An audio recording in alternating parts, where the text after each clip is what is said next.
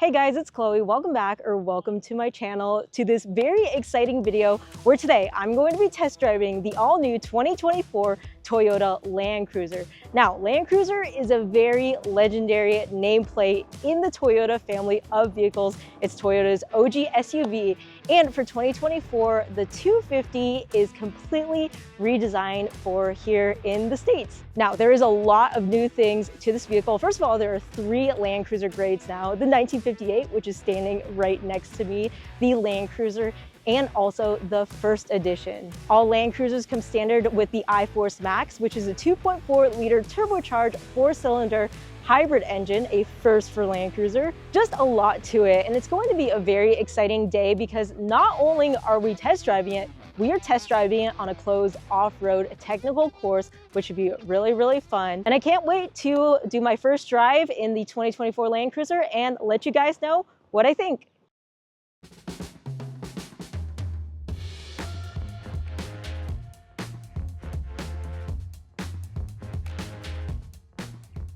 For those of you new to my channel, thank you for checking out this video. I am a huge Toyota truck and SUV enthusiast, and particularly a Land Cruiser one, because I have an 80 series of my own that is my pride and joy. That thing is so solid in every way. But I also have been fascinated by, you know, the new modern 2024 Land Cruiser 250 here. And I do have a lot of thoughts to share in this video with you all, just after how driving the new Land Cruiser was in general, and I specifically went off-roading in a 1958 grade and Land Cruiser grade today, so I'll be comparing the experience in these two trims if you're thinking about purchasing a new one and aren't sure about which one over the other. And throughout the course, there are ruts, rocks, and even water, so our Land Cruisers can handle all that, but you will see these spotters throughout to further assist me along the way. So with that, let's get into driving our first Land Cruiser. All right, first Land Cruiser I'm going to be driving in is this 1958 in white. So the 1958 is one of the 3 Toyota 2024 Land Cruiser trims, and I'm going to be driving it with Isaac, so I'm excited.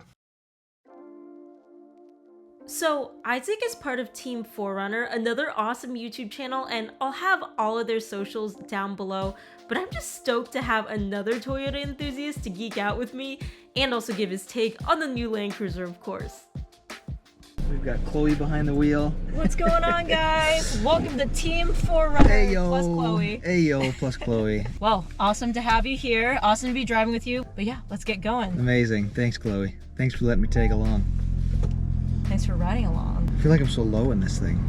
You know, you can like on the side, you can like pump it up like with the lever that goes back. Boy, I didn't know that. This is bare bones. This is that's what I was saying.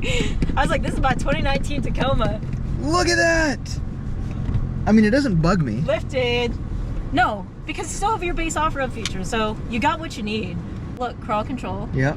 You still have that. Oh, so there's not multi-terrain select. I don't think it has. I think MTS is only standard on Land Cruiser and first editions. But yeah, we have a center locking diff. Yep. Because full-time four-wheel drive. Yep. Rear locking diff. Yep. 4 high, 4 low. Yep. 2-speed transfer case. Approach and departure angles right here. I mean, it's impressive. Yeah. For a bare bones offering from Toyota, which to be fair is what a lot of us have all been asking for years. Yep. Like, just give us a stripped down, clean, simple Land Cruiser that we can then go add on to. Yeah. That's this truck. 1958. And if you want to save the money and you don't care about all the doodads, the goodies, the luxury stuff, you'd save 10-15 grand and just get this. Yeah. Because it starts at like 55K, right? Yeah. And it's still on TNGA-F, so you can still bolt on your rock sliders, add all your accessories. Yeah, put your roof rack on. Yeah, I like this one. But yeah, I mean, they're not playing around. No, this thing's solid. Yeah. Well, I mean, they're made in Tahara, Japan, so. Yeah. Yeah. Oh, grab handle on both sides, too. Oh, nice. So unlike Tacoma, where it's like the off-road rock climbing one, rock climbing. You have 2. Yeah, no, the driver's side has one. I wonder why Toyota doesn't do that with all of the trucks. It's curious to me. Yeah, it's curious to me. Well, I'm itching to get out of here, so let's let's do it. Let's do it. Electric steering is just kind of like the Tacoma where it's like weird because I'm so used to not having it. But it feels good. It feels good. What do you feel like the biggest difference is between that and what you're used to? It's nice because you feel like you're not fighting the wheel the whole time. But at the same time, you know, I have heard like from other people like, oh, you know, you want to be connected to your truck when you're off-roading, especially. You want to be able to feel everything. Yeah. But I still feel connected. Like, I mean, I haven't driven this thing 100 feet yet, but if it's anything like the Tacoma, which it so far pretty much feels like, I think it'll be okay. See, it does and it doesn't for me. Like, it feels like Tacoma because we know it's the same chassis, similar suspension. Like, that's all identical, but the interior, there's nothing similar. Oh yeah, this looks completely different. They went their own route with it. Obviously the GX, you know, they kind of play off each other as far as styling cues go, but like even new 4Runner that we just saw, it's exact same on the inside as Tacoma. Yep. Where this is actually, you know, I was gonna say unique, but they're all unique. Obviously, like, it's not like they're not unique.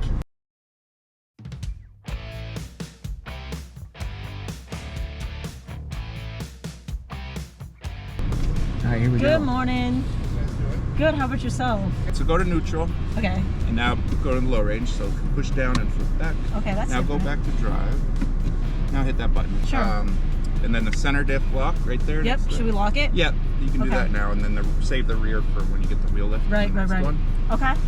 Any other questions? So this 1958 has a rear locker, it has crawl control, but does not have MTS.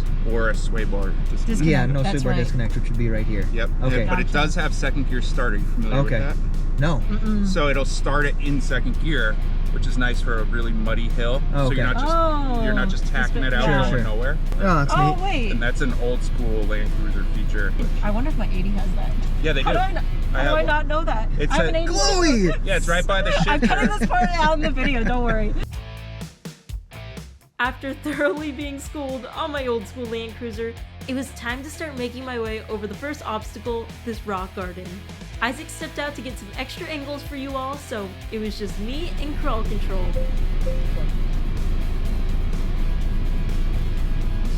Alright, tire, front, driver on that big rock.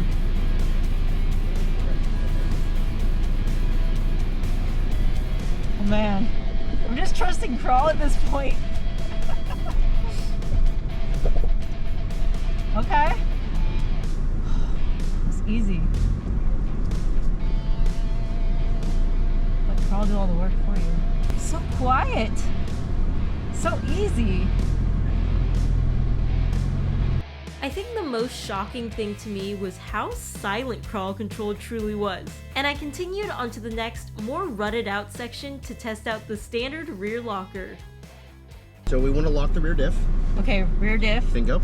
You don't have a stability bar disconnect, so you're gonna stand your right front tire up on that last set of articulations. Sure. And do you recommend I leave my center diff locked the whole time? Just because we're not going super fast or anything. No, and this trail, the way it's set up, it's our slow technical course, so the center differential is going to give you. This is an all-wheel drive versus a four-wheel drive. Yep. So otherwise, with it off, that power's going to want to go to the path of least resistance, and you'll just spin, spin, spin. Yeah. So we need 50-50. Yep. Okay. Passenger. Yeah, you're in a good line for now. Okay. I'm just following the other tread. Perfect. You might get a little mud flat drag. Don't sweat that. I'm familiar with that in my other Tacoma. That'd be it. Nice. Steering nice and straight. Keep that Toyota badge level. Perfect. Okay. The more flat the tire is to the ground, the more traction you have. The more traction means more control. Right. Excellent. Yeah, more contact with the ground is... Especially on these all seasons. Yeah. Keep this momentum just like this, nice and steady. There you go, maintain. Steady foot, steady foot, steady foot. You're gonna get compression. That front's lifting up off the ground and back to earth. Down. Wow. Thank you. You know, the GoPros and drones seldom capture how extreme these sections feel while you're actually driving, but just know, the Land Cruiser in its stock form, with no lift, all season tires, it's pretty impressive. Have you ever used your drone to, like, what's it called? Like, spot you? like look at the trailhead. I do that a lot. You know, in Colorado we do because of like trail closures and stuff. Oh, and yes, oh, and yeah. cars coming. That's so smart. So you don't like get there and there's like a gate. Like kind of later in the day, we get to the top, we're starting to head down, and we see like a bunch of orange tape, and it's like crossing off the way to get down. Yeah. Holy crap. This is impressive, by the way. We're sideways. Yeah. We're like straight sideways. And I feel like the camera never shows that. Nope. You know? It never will. Oh, that was off. We just came that was down. off. That was straight three-wheeling. That was cool. Just having a casual conversation. Yeah. Casually getting sideways. Well, it's crazy how good it does to not make you feel so... Yeah. Like off-center, you know? Yeah. I'm very impressed. Yeah? Yeah. You know, it's like, it'd be nice to have MTM because having a front camera when you're like hoods in the sky or like, you know, you're going down a hill or something would be nice. I'll admit that. Like I've gotten used to like off-roading with a front camera. Yeah. But everything else is like, it's very easy. You know, like crawl was super quiet. That was doing all the work for me on that rock garden. Yeah. Yeah. See, like, as much as I like that, it's not helpful because I don't know what's there. Yeah, I'm like, oh, there's something there. Right, but it's better than not having it. Yeah, exactly. You know, so, like, I'm not complaining. All right, big rock. So this is where I would kind of want MTM. Sure. And this is where knowing the width of your vehicle is good. Yeah, absolutely. Which, speaking of width, I do appreciate... I know we've heard them talk about like the visibility, why the hood is down in the middle, so you can see more up from the front. Thank you. Thanks so much.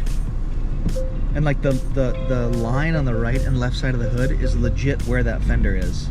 You know, that's a good point about having that like, and that's the thing when you start driving your vehicle, you know it better. Yeah. But having those guidelines is very important. I like that the new Toyota hoods are kind of designed with that in mind. Yeah. Yeah, it's you know, for all these new vehicles, all these safety features and all the requirements that they have, it's cool that this is still a long dash compared to like your 80 series Land Cruiser, for instance. Yeah. But it's not crazy. No. Like this is low, the screen's low enough to where it doesn't block your view. This A-pillar's honestly not that bad. Visibility is very good. It is, like this window's lower. You sit up high. Yeah, we see this is like bare bones, but it's not. It's really nice, you know. It's like. Well, it's so much nicer than previous, like Toyota barebone vehicles. Yeah. Like you still get a touchscreen. You still have like a heated steering wheel, heated seats. In like a previous barebones. Wow, look at that. Oh. Wow. We are sideways. Hey, yo. Sick. Yeah, you get enough creature comforts where you're still very much in a modern vehicle. Yep. But that's exactly right. At the same time, it's not overboard. Yeah. Land Cruiser I like is very simple. There's like 3 grades for 2024. Yep. All have the same engine configuration. Yep. High Force Max, 2.4. Yeah, they're all hybrids. Turbocharged hybrid 4-cylinder. Okay. Yep. So you can really just like pick your own adventure, you know. Yep. You know what? There's really only ever been one Land Cruiser. So now that we have 3 is impressive. Yeah. As Isaac and I finished out the course, I was very curious to run it again, but this time of course, with the Land Cruiser grade. I ended up riding solo in this one, but we'll come back to Isaac when we share our final thoughts, plus maybe some hot takes at the end of this video. All right, now I am stepping up to the Land Cruiser. The truck's so great. Or wait, no, that's not how it goes. The truck's so nice that they named it twice. This really is the Land Cruiser grade of the Land Cruiser. It's a step above the 1958, which I'm experiencing right now with the power seating, just getting a good driving position for off-road. Oh yeah, this thing has a lot more features. Ooh, steering wheel comes down for you in a position. That's nice. Wonder how to raise it though. Oh, here we go. It's power. We've got the bigger screen, dual climate control, and it's starting to get hot, so I have the cooled seats on. I'll let you guys know how those feel in a minute. They're on level 3. And we're gonna be doing the exact same course that Isaac and I did in the 1958. And I'll let you guys know how this trim differs. I will say that sitting in it, it does definitely feel a lot more full-featured. I mean, it is. It's got the stabilizer bar disconnect, multi-terrain select, which I'm going to appreciate because the last round obviously didn't have those front cameras working for me. And I'm in one of my favorite colors right now, Trail Dust, with the gray scape hood. And oh, I have a little sunroof, although it's super bright out, so I'm gonna tone that down.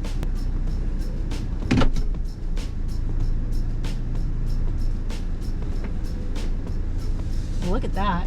This is already a lot more fancy. But I mean, all that being said, this one still has the same iForce Max engine as the 1958. And it's also full-time 4-wheel drive. The one thing that is kind of weird for me, and I've always said this about the new Land Cruiser 250, is the volume knob. I don't know why it's so close to the driver's side, because you still have, you know, it on your steering wheel controls. It'd be nice if it was in the middle so that your passenger could also easily reach it, but just an interesting design choice. This one also has a heads-up display. It looks like this one has JBL audio system too. How cool is that? Ooh, and also this digital rear view dash. So it looks like I'm in 4 low. I got center diff lock, sway bar disconnected, it looks like. Yep. Remember that line with the front tire on that big rock? Yep. Cool. Just yell if I do something real dumb. Right, same line. Put the driver tire on the big rock. Press to control the brake and the throttle. This one has running boards, so we have to be a little careful. Oh, I think I've done this section enough in the Tacoma Trailhunter, and now the second Land Cruiser that I'm starting to get used to it, but that was fun. I'll say, even though the driving speed isn't probably matched up the exact same in these clips, it is interesting seeing how I got rocked a little less on the same section with that sway bar disconnected on the Land Cruiser versus the 1958, which again, didn't have that option. Any of that extra travel can go a long way when it comes to ride comfort. A little more power, a little more juice. I'm high in the sky, so that MTM is helping me. Heck yeah! Just going nice and slow, especially when we have this stabilizer bar disconnected. Going through the same sections, although now in the upgraded Land Cruiser, did feel like quite the step up with just more options. I mean, it's not a drastic difference to where you feel like you're in a whole new vehicle compared to the 1958, but it is very distinguishable. And that MTM software is really, really impressive. Oh, coming back down. Yeah, that sway bar disconnect makes a big difference. You know, you do feel like you get more articulation, so you don't feel like you're like hanging out the side as quite as much. Not that that section needed it to, you know, get through, but it's just a little bit more comfortable, you know. On sections like this is where that MTM comes into handy a lot, because it's assisting you. It's an extra pair of eyes for you. It's telling you that we're getting almost to 30 degrees. Almost to 30 degrees. Oh, we're at 30 degrees. Heck yeah. Did not think I would be getting sideways on a Land Cruiser on this fine Tuesday.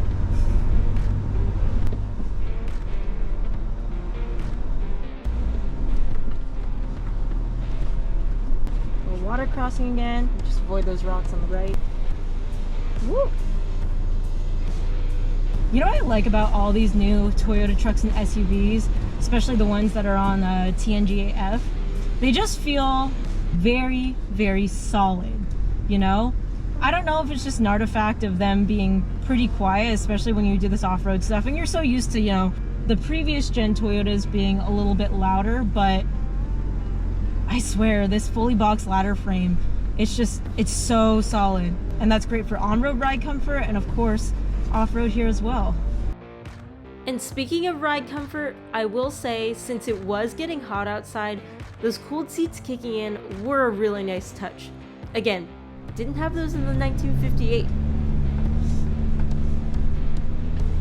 Now, as I finished out my test drive of both Land Cruisers, there is a lot to think about if you're trying to decide between the two. But above the big things like the different seat materials, screen sizes, and the addition of multi-terrain monitor or sway bar disconnect features, there is one difference that is definitely up for debate.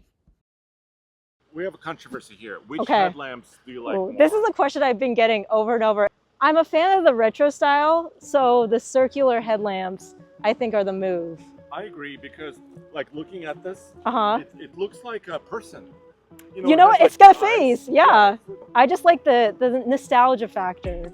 Do you like the one with the retro style circular headlights, like the one we're in right now? Or are you a fan of the rectangular? It's hard for me to choose one or the other. Yeah. I think it's a loaded question. Think if I have to choose one, I'm going round headlights. Yeah? Just for like the old school like heritage feel of it. Yeah, you gotta. I think so too. But I might be wrong. So if you want the round headlights, the only way you can get them is the 1958 or the first edition. The first edition. But the first edition is only gonna be out for like a year. Yeah. And then the only way to get round is 1958. Mm-hmm. Wow. That's right. Okay. So it sounds like most of us here like the rounds, but let me know what your guys' preferences are in the comments. Closing remarks. Would you buy one? Oh, hell yeah, I would buy one. That was quick. The problem is parking space right now in my garage. I have the 80, I have my Tacoma, I have another vehicle on order that I haven't shared with the channel yet. Really? Yeah. Oh boy. Yeah. Am I the first to know?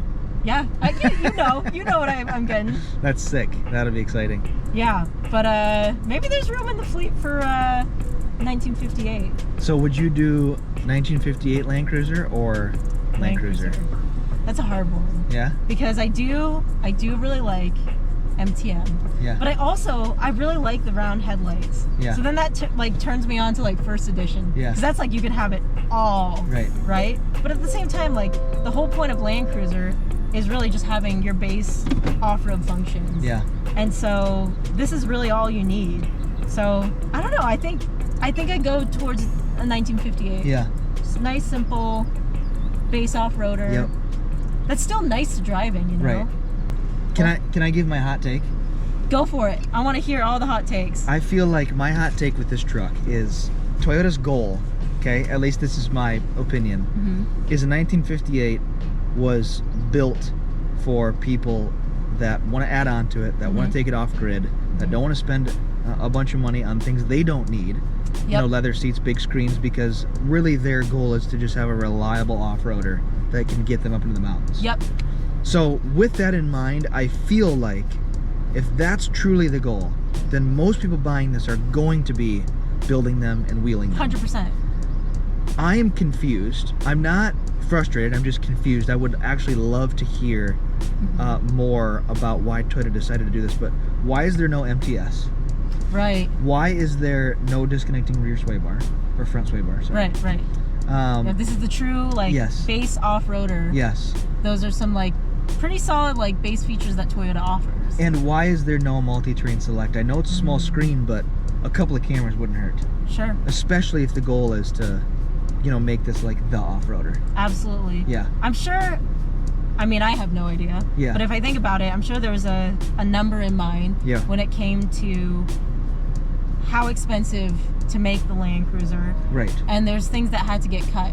Right. And so obviously we see things like the cloth seats. Yeah, no, that's right? that's a good point. And that's totally fine. Yeah. And we see the smaller screen. Yeah. But I think they may have had to go beyond that and cut some other things. I mean, there's still your core things, like every Land Cruiser forever has had center locking diffs. And a rear locking diff helps out a lot. A ton. It's huge. It's a huge addition.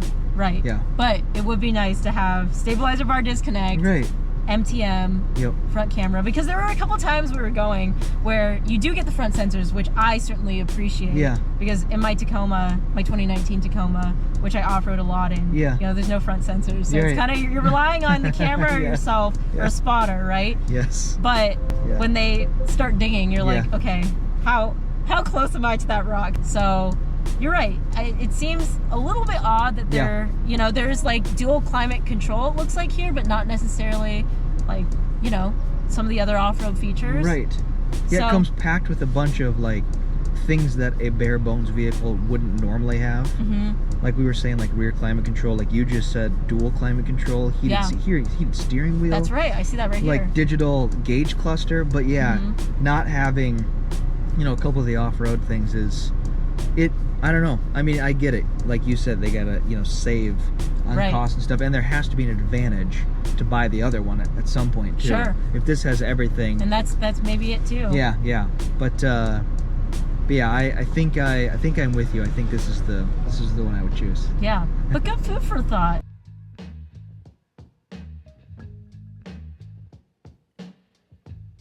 Again, though, I really don't think you can go wrong. It's up to personal preference, and I'm curious to know what you guys think about each trim. What would you pick up? Let me know in the comment section down below. If you want to connect more with me, you can follow me on my Instagram. It is at ChloeKuo Taco. I post more on there in real time, but other than that, I hope I will see you in the next video. Oh, by the way, what vehicle do you think we should test drive next? I'm thinking a 2024 hybrid Tacoma. Stay tuned. Bye, guys.